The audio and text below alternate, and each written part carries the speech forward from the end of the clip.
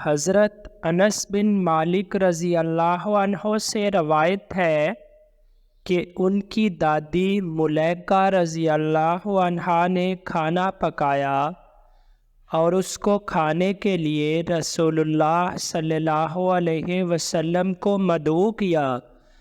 آپ نے اس میں سے کھایا، پھر فرمایا اٹھو چلو ہم نماز پڑھیں۔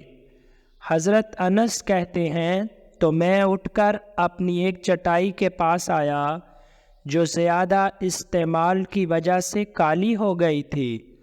میں نے اسے پانی سے دھویا، پھر رسول اللہ صلی اللہ علیہ وسلم اس پر کھڑے ہوئے۔